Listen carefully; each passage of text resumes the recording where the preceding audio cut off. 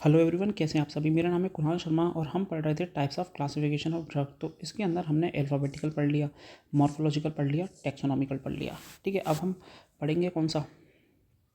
अब हम पढ़ेंगे फार्माकोलॉजिकल, कीमोटैक्सोनॉमिकल और केमिकल क्लासिफिकेशन। चलिए एक एक करके इन तीनों के बारे में हम इंडिविजुअल बातें करते हैं। क्या होता है, देखो अल्फ़ाबेटिकल को, और मैं आपको दोबारा फिर से रिवाइज कर रहा हूँ, जो हमारी ड्रग थी उनको हम अल्फ़ाबेटिकल ऑर्डर में अरेंज कर रहे थे। मॉर्फोलॉजिकल में क्या था, हम उन ड्रग की बात कर रहे थे जो हमें मॉर्फोलॉजिकली मिल जा रही थी, जैसे किसी लीफ से मिल गई, जैसे सेरा मिल गई, रूट से मिल गई, राइजोम वगैरह, राइजोम हो गई थी ना, जिंजर वगैरह, ये तो ये हम मॉर्फोलॉजिकल पढ़ रहे थे। टेक्सोनॉमिकल में क्या कर रहे थे, हम ड्रग को क्या कर रहे थे, क्लासीफाई कर रहे थे ऑन द बेसिस उसके फैमिली, जीनस, स्पेसीज, इनके अकॉर्डिंग हम उसे क्लासीफाई कर रहे थे। अब हम बात करेंगे किसके बारे में, केमिकल क्लासिफिकेशन के बारे में हम बात करते हैं। तो चलिए अब हम बात करते हैं केमिकल क्लासिफिकेशन के बारे में। तो इसको पहले मैं आपको समझाता हूँ, फिर इसके हम नोट्स को रिवाइज पढ़ेंगे। ठीक है, देखो हमारे पास क्या है, क्रूड ड्रग है। क्या है हमारे पास, क्रूड ड्रग है। क्रूड ड्रग क्या होता है, सॉरी यार मेरी आवाज़ थोड़ी ख़राब हो रखी है, यानी ऐसी ड्रग जो कि हमको प्लांट, एनिमल या फिर किसी मिनरल सोर्सेज से मिले, एनिमल, प्लांट या फिर किसी मिनरल सोर्स से मिले। अब हम क्या करेंगे, इसका एनालिसिस करवाएंगे केमिकल लैब के अंदर। ठीक है, तो हमें क्या पता पड़ेगा कि यार इसके अंदर क्या है, कार्बोहाइड्रेट है, प्रोटीन है, फैट है, क्या है, मतलब एल्कलॉइड है, ग्लाइकोसाइड है, क्या क्या चीज़ें हैं, और उसके अकॉर्डिंग हम इसको क्या कर देंगे, इसको हम क्लासीफाई कर देंगे। कैसे करेंगे, जैसे मान लीजिए ड्रग के अंदर हमको कार्बोहाइड्रेट मिल गया तो कार्बोहाइड्रेट वाले सेक्शन में जमा देंगे, प्रोटीन मिल गया उसको प्रोटीन वाले सेक्शन में अलग जमा देंगे। ऐसे क्या करेंगे, हम उसको क्लासीफाई करेंगे। ठीक है, ये होता है केमिकल क्लासिफिकेशन। हम उसका केमिकल निकालेंगे और जो केमिकल मान लीजिए किसी ड्रग से निकल रहा है उसको उसी सेक्शन में हम उसको डाल देंगे। तो केमिकल क्लासिफिकेशन इतना ही होता है। तो मैं इसको सही से लिखता हूँ पहले, है ना। आई होप आपकी ये चीज़ समझ में आ रही होंगी।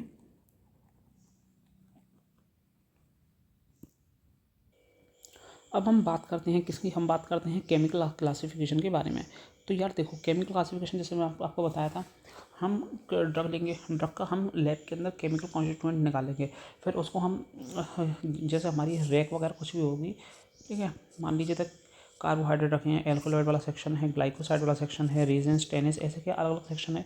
मान लीजिए ड्रग अगर कार्बोहाइड्रेट की तो कार्बोहाइड्रेट में डाल देंगे, अगर मान लीजिए उसके अंदर एक्टिव कॉन्स्टिट्यूएंट एल्कोलॉइड निकला, एल्कोलॉइड वाले सेक्शन में डाल देंगे, अगर उसके अंदर ग्लाइकोसाइड निकला, ग्लाइकोसाइड वाले सेक्शन में डाल देंगे। तो ऐसे करके ये प्रोसेस होती है।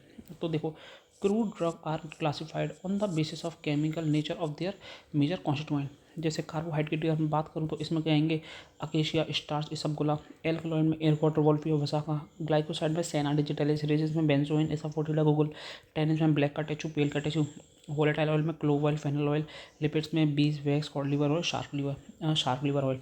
तो अब आप कहोगे यार हम इसको याद कैसे करेंगे। तो यार देखो, चैप्टर नंबर 5 जो है, 5 हो गया, 6 हो गया, इसमें क्या है, आपको अलग अलग ये सारी ड्रग है ना, आपको सारी की सारी याद हो जाएंगी। तो इस बात को आप छोड़ो कैसे याद होंगी, लेकिन हाँ, एग्जाम्पल के रूप में आप एग्जाम्पल के रूप में ना आप कुछ ड्रगों को याद रख लीजिएगा। जैसे कार्बोहाइड्रेट का याद रख लेना, किसी का भी याद रख लेना जो आपको आसान लगे, क्योंकि हम डेफिनेशन लिखते हैं तो उसका जब हम एग्जाम्पल लिखते हैं दैट इज़ मोर क्रूशियल। वो टीचर को तो लगे जो कॉपी चेक कर रहा है आपको कि यार कि इस बच्चे को आता है। तो चलिए हमने क्या पढ़ा, हमने अल्फ़ाबेटिकल कवर कर लिया, morphological, taxonomical, chemical. Now let's talk about the chemo taxonomical. Chemo taxonomical, chemo taxonomical को हम बात करते हैं। चलिए पहले हम इसके ना एडवांटेजेस और डिसएडवांटेजेस के बारे में बात करते हैं। तो एडवांटेज क्या है, हमको ये पता है, जब देखो केमिकल आपने लैब में जांच कराया, अब लैब में जांच कराया था, वो पता पड़ेगा ना इसके अंदर कौन सा एक्टिव कॉन्स्टिट्यूएंट है। ठीक है, तो अब जो एक्टिव कॉन्स्टिट्यूएंट है तो हमको मेडिसिनल यूज़ भी उसका क्या रह जाएगा, पता रह जाएगा। डिसएडवांटेज क्या है, देखो ये हमको ये आइडिया नहीं देता है जो ये ड्रग है इसका ओरिजिन क्या है, about the origin of drug, ये इसका हमें आइडिया नहीं मिलता है। ठीक है, और इसका डिसएडवांटेज क्या है, मान लो अगर ड्रग है उसके अंदर 2 कॉन्स्टिट्यूएंट हैं, ठीक है, तो उसको हम यहाँ रखें, यहाँ रखें, यहाँ रखें, कहाँ रखें, 2 कॉन्स्टिट्यूएंट आ गए तो वो तो सिस्टम खराब हो जाएगा। इसलिए ये यहाँ पे फेल हो जाता है। जैसे नटवेग का जो सीड होता है उसमें फिक्स ऑयल भी होता है, वोलेटाइल ऑयल भी होता है। तो आई होप आपके एडवांटेज डिसएडवांटेज भी आपके समझ में आए हों। देखो अब हम बात कर रहे हैं कीमो टैक्सोनॉमिकल क्लासिफिकेशन की। जैसे कि आपको उसका नाम से पता पड़ रहा है, इसमें कीमो यानी केमिकल और टैक्सोनॉमिकल,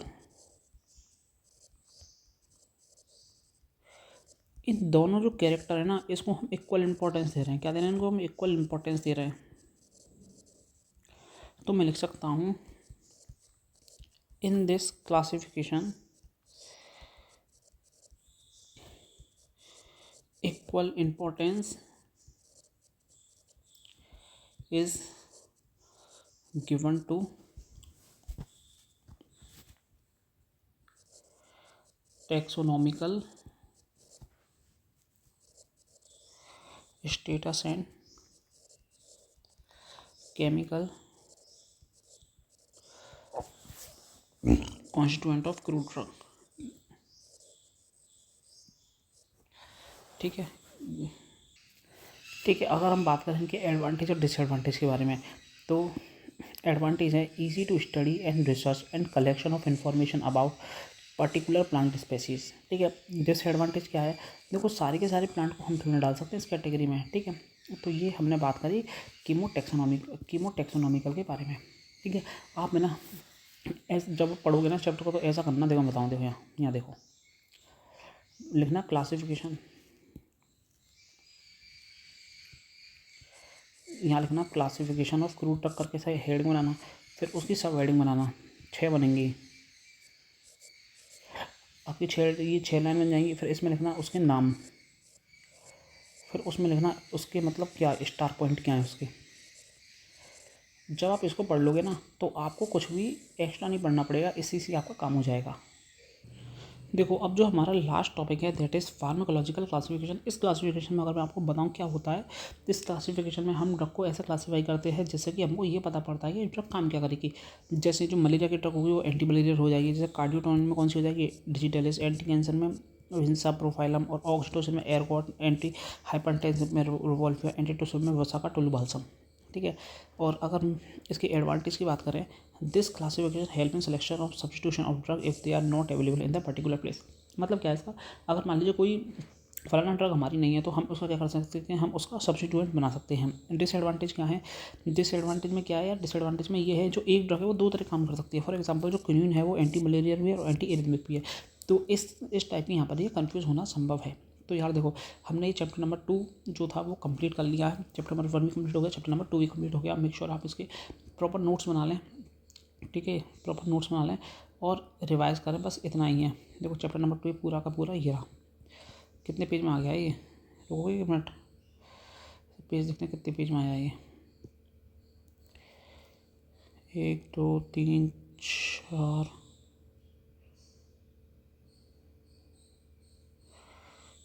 ये टोटल 5 पेज के अंदर पूरा चैप्टर खत्म हो गया। ठीक है, नोट्स बना लेना, लेकिन यार इसे शॉर्ट नोट्स बना लेना जिससे कि आपको एग्जाम में पूरा का पूरा नहीं पढ़ना पड़ेगा।